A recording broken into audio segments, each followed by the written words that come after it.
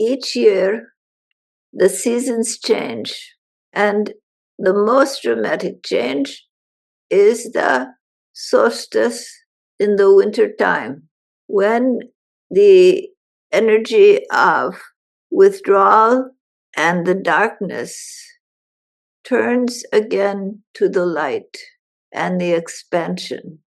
So many holidays involve bringing the light into the world, whether it be in symbolism or in seasonal understanding, in a solstice celebration, Christmas, Hanukkah, Diwali.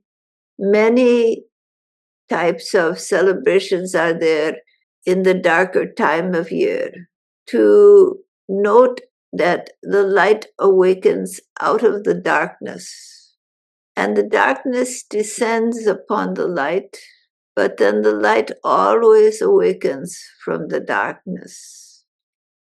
This cycle of life is true in the seasons. It's true in the seasons of a person's life. It's true in all experience.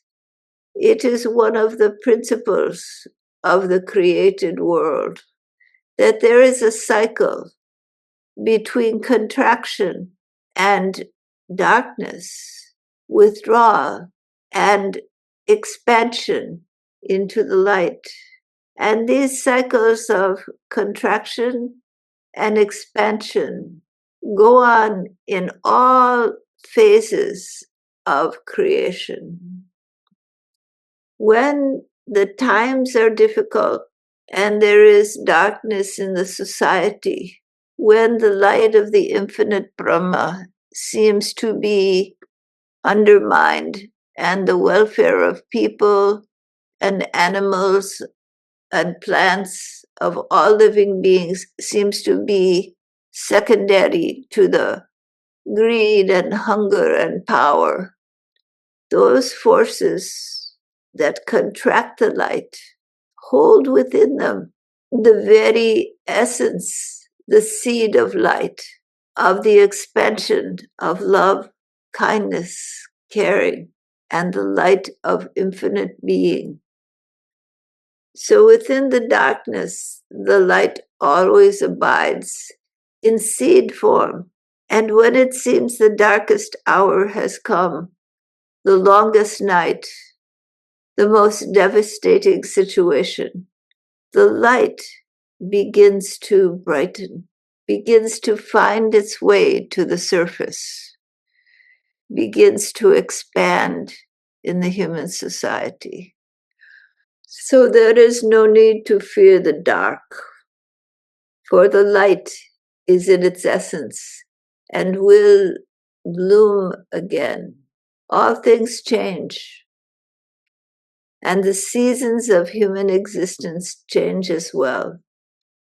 These changes occur in your own life, in the society you live in the principles of nature. These are part of the laws of Prakriti. Where stagnation occurs, sentience arises. There is duality in all of nature, and it is that duality put together that forms the whole of being. There is death and there is birth. There is decay and withdrawal from the light of spirit. And there is the awakening of light and spirit. When the times are turbulent, when decay seems there in the moral ethics of the society, and the love and compassion for human beings and all living things seems out of sight of leaders and those in power, that is a time when the light, hidden in the darkness, is yearning to come forward, to be seen, to expand the human mind and the human heart, to expand the society and the ways of living beings. So never fear that the light is lost. that care, compassion, and love are lost. For out of the darkness of greed, selfishness, and the hunger and anger comes the human heart. It is resilient. Love is resilient. And out of this darkness, love emerges. It is the greater force. It is stronger than fear, stronger than hatred, stronger than any other force in existence. For it is the fundamental substance of all that is. This expansive love, care, that which brings living beings towards unity, towards care for each other, towards empathy, towards uniting with each other. That is the strongest force in the universe. For it embodies the strength of Parama Purusha, the Infinite One. So this love, this kindness and caring, this force is the most powerful force in the world. And it will carry all out of darkness and into the light. There is no doubt about it. As ones who care, who meditate on the Supreme Being, on the light that is in the heart of every living being, the infinite light, the infinite love of the divine, as ones who move towards that unitary whole, you embody this all compassionate love and kindness in yourself and bring it into the world. Every person is a candle carrying the flame of this divine grace and love. Let your flame shine bright in the darkness. Let it illumine the path for others, the path to kindness, caring, love, and the knowledge that all is a part of one whole. There is a love which binds all living beings, a truth to the essence of being, to the infinite love within everyone. That truth is for you and for all beings. It is the truth of yourself, the truth of every form. So the light never dies. It just seems to recede. But in the darkness, each of you is a candle. Let your love, your kindness, shine forth from your heart to illumine kindness, to illumine love, to illumine the grace of the infinite in this world. Let your life be a tribute to the infinite grace of Parama Purusha, to the grace of the Sadguru. Let your heart and mind be dedicated. Allow that love to flow through you into the world of form. Embody the values. Be kind. Be sincere. Be authentic. Keep peace and contentment in your heart. Even in the darkest, most turbulent times, keep peace and contentment in your heart. Let your light shine. Do what you can. You may think, oh, this is nothing. But everything that represents the light, every small action that brings kindness into the world makes a difference. You don't know how far that little act will shine the light of the infinite into the world. So let acts of kindness, acts of caring flow through you.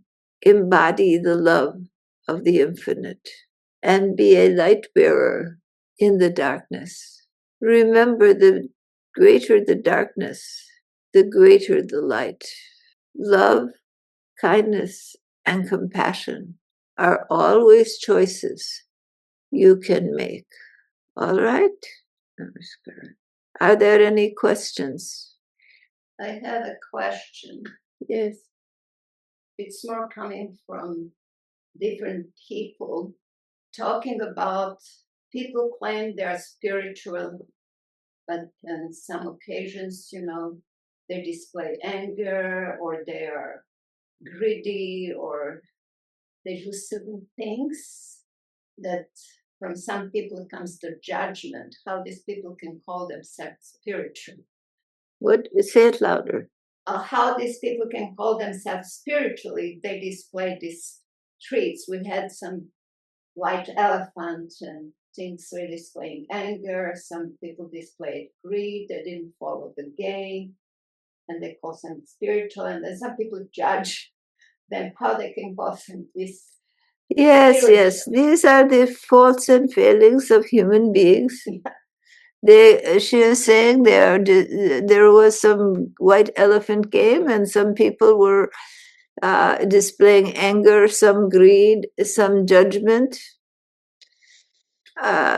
These are the failings of human beings, and these are spiritual beings. How can they succumb to such pettiness? But I am sure you can all find these behaviors in yourself, and you have had times when you are these ways. It is the fault and failing of human life. It is the natural flow to move into such behaviors. But when you apply your light to it, then it softens. For example, the fellow who became angry, he has some pain of his past that he felt bullied. So when you can see the pain of others, your judgment falls away. You see, these are just the difficulties of human life, and you must accept this natural movement of human life.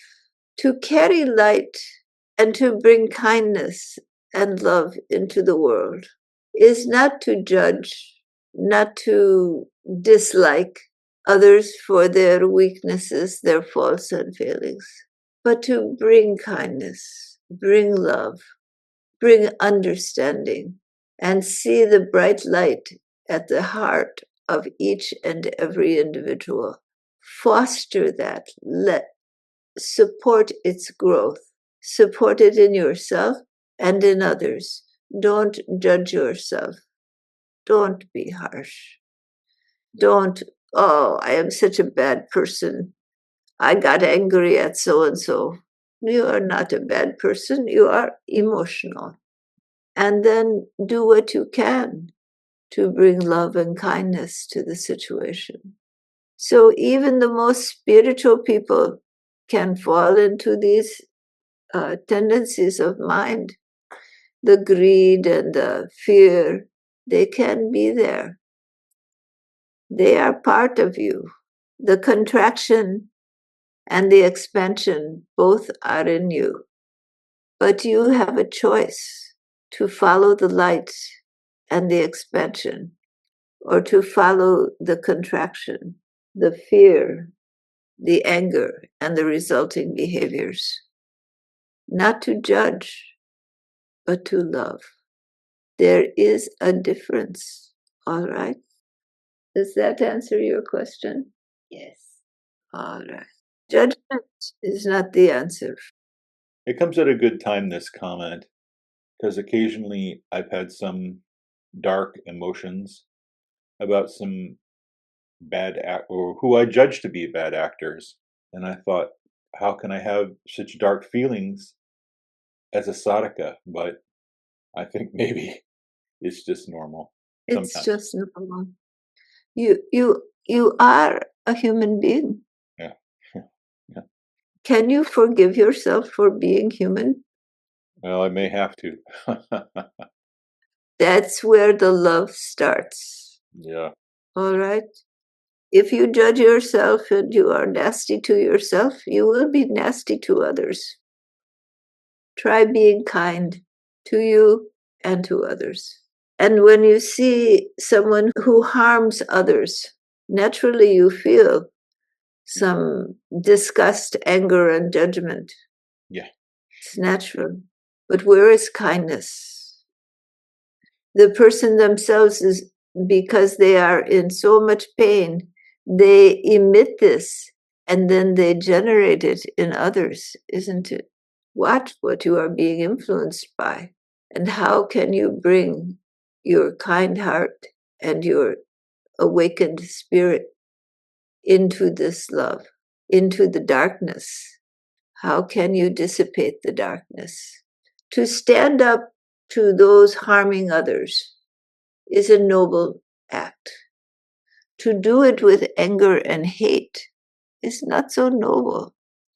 To do it out of love for living beings is a noble act. All right? Namaskar.